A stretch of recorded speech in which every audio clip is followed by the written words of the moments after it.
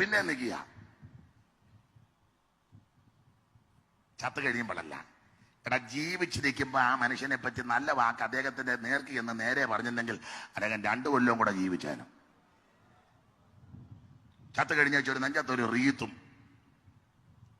അപ്പനും അമ്മയും ജീവിച്ചിരിക്കുമ്പോ അവരെ ബഹുമാനിക്കണം, അവരെ ശുശ്രൂഷിക്കണം, അവരെ ആദരിക്കണം.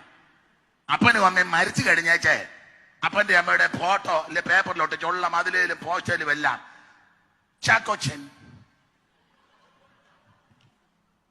കാശിന്റെ മുഴുക്ക് തെള്ള്. ജീവിച്ചിരിക്കുമ്പോ അപ്പനും അമ്മയെ അന്വേഷിക്കത്തില്ല. അമേരിക്കയിലും കാനഡയിലും ഗൾഫിലും പോകരുതെന്നല്ല, അവിടെ പിള്ളേര്. ഇവിടെ അപ്പനും അമ്മയും 2 വാല് മുറിച്ച പട്ടി. അല്ല, തള്ളയ്ക്കത് പറയണം. തള്ള ഇരുന്ന് ഉപയോഗിച്ച് പ്രാർത്ഥിച്ചല്ലേ ഇതിനെല്ലാം അങ്ങോട്ട് അയച്ചത്. കർത്താവെ വഴി തുറക്കണമേ, സാൻകുട്ടിക്ക് വഴി തുറക്കണമേ. ആണ്ട തുറന്നങ്ങ് പോയി. ലൂയിസ് കുട്ടിക്ക് വഴി തുറക്കണമേ, അതും തുറന്നാണ്ട് അമേരിക്കയ്ക്ക് പോയി. താവേ തങ്കച്ചന് വേണ്ടി ദൈവം അത്ഭുതം ചെയ്യണമേ. ആണ്ട് അവൻ അയർലൻഡിൽ ഇരിക്കുന്നതാണ്. നീ ഇവിടെ കിടന്ന കുഴ തള്ളേ, നീ ഇനി മേടിച്ചു കെട്ടും. ഒന്നിനെയെങ്കിലും ഇവിടെ ഇടണമെന്ന് നീ പ്രാർത്ഥിച്ചോ. എല്ലാത്തിനും അയർലൻഡിന് അയച്ചു. പോട്ടെ നീയും പട്ടി എവിടെ പട്ടി കടിച്ചത് നീ യാത്തില്ലെങ്കിൽ. എന്നിട്ടേ അപ്പനും അമ്മയും ദീനമാകുമ്പം ചിലയിടത്ത് നടക്കുന്ന കാര്യമാണ്. പിള്ളേർ അവിടെ ഇരുന്ന് വിരിക്കും. പാസ്റ്റർക്കാ പണിഷ്മെന്റ്. പാസ്റ്ററെ, ഹലോ, ആരാ? ഞാൻ സാൻകുട്ടി. എവിടുന്നാ? ഞാൻ ഇന്ന രാജ്യത്തിൽ നിന്ന്. എന്നെ ഇപ്പം വിളിച്ച് പപ്പായെ വിളിച്ചിട്ട് എടുക്കുന്നില്ല, അമ്മച്ചിക്ക് എന്തോ വിമ്മിഷ്ടം. പാസ്റ്റർ പെട്ടെന്ന് അവിടം വരെ ഉണ്ടോ? പാസ്റ്റർക്ക് പോകാതിരിക്കാൻ പറ്റുമോ?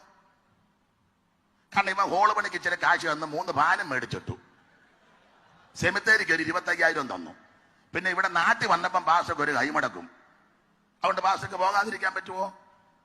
ഉടനെ പാസ്റ്റർ വെമ്പളിയോട് സൂസമ്മ ഒരു കടി ആണ്ട് ചിന്നമ്മയ്ക്ക് ആണ്ട് ഉടനെ ബൈക്കെടുത്ത് സ്റ്റാർട്ട് ഒറ്റയടിക്ക്. കാരണം ആയത്തിലുള്ള അടിയായിരുന്നു ഒറ്റയടിക്ക്. ഉടനെ സൂസമ്മ പുറകിലോട്ടും കയറിയിരുന്നു. സൂസമ്മയും പാസ്റ്ററും കൂടെ ചെന്നപ്പോ തള്ളതാണ്ട് തോങ്ങണ്ട തള്ള ഇങ്ങനെ കിടക്കുക. പാസ് എന്ന് പ്രാർത്ഥിച്ചപ്പോ തള്ള പോവുകയും ചെയ്തു. അമ്മാമ്മ താടിയും കൂട്ടിക്കെട്ടി. ഉടനെ വെളിയിൽ നിന്ന് പിന്നെ ഫോൺ, പാസ്റ്ററെ മോർച്ചറിലോട്ട് വെച്ചേക്കാൻ. അതെന്തിനാ? തണുക്കട്ടെ. അതെന്നാ?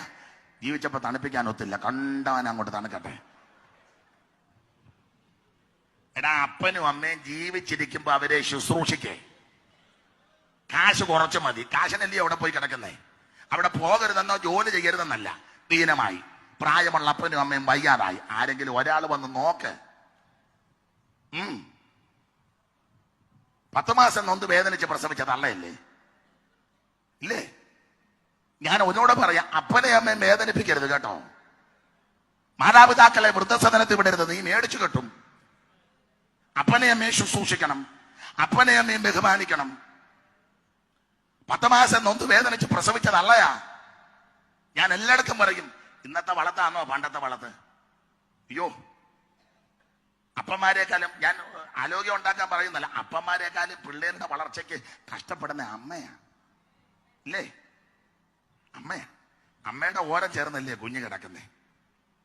അർദ്ധരാത്രി ആയപ്പോ ഇന്നത്തെ പോലെ കറണ്ടോ ഇലക്ട്രിസിറ്റിയോ മോട്ടോർ വാഹനം ഒന്നുമില്ലല്ലോ. അന്ന് ഫ്രിഡ്ജില്ല. ഇപ്പം വെടിവെക്കുമ്പോ കത്തും. അന്ന് ഇതൊന്നുമില്ല. അമ്മയുടെ ഓരം ചേർന്നാ കുഞ്ഞ് കിടക്കുന്നേ. കരണ്ടും ചിലപ്പോൾ പണ്ട് കാലത്ത് സുലഭമല്ലല്ലോ. അർദ്ധരാത്രി ആയപ്പം ഒരു നനവ് നോക്കിയപ്പോ കുഞ്ഞ് മൂത്രം ഒഴിച്ചു. ഉടനെ അമ്മ ചാടി എഴുന്നേറ്റു. പണ്ട് കാലമാ, ഇപ്പോഴത്തെ അല്ല. ഉടനെ ആ തുണി മാറി അടുത്ത തുണി എടുത്ത് വെച്ചു കുഞ്ഞിനെ. അങ്ങനല്ലേ? ഇപ്പൊ പിന്നെ വളർത്തില്ല. തുണി അല്ലല്ലോ, മറ്റേ കുന്തം കൊണ്ട് കൊച്ചിന് എന്തുവാ അതിന് പാട്? കൊച്ചനെ തട്ടിലോട്ട് കിടത്തി പൗഡറും എല്ലാം ഇട്ടേച്ചാ അടിയിലോട്ട് കയറ്റി വെച്ചാൽ കൊച്ചിനെ കാല് പൊക്കി അടിയിലോട്ട് കയറ്റി. അങ്ങനെ അവിടെ നിന്നോ ഇവിടെ ഇതെടുത്ത് അങ്ങോട്ട് കമത്തി, അത് തിങ്ങോട്ട് കമത്തി, അത് തിങ്ങോട്ട് കമത്തി. ആണ് ഒരടി ഇതാണ്ട് കിടക്കുന്ന കൊച്ച്. പെടുക്കുകയോ തൂറുകയോ തുപ്പുകയോ അവിടെ കിടന്നോളും. എന്നിട്ട് തള്ള തന്നെ എടുക്ക. തള്ള മൊബൈലിൽ മാന്തുക. എടി കരുതേ, ഏതായാലും ഇനി അടുത്ത പോലെ വിളിച്ചില്ലായിരുന്നു കുഴപ്പമില്ല. ഞങ്ങളെല്ലാം കോണവാകട്ടെ ഇവളെല്ലാം. ഇന്ന് രാത്രി നീ എല്ലാം കോണവാകും.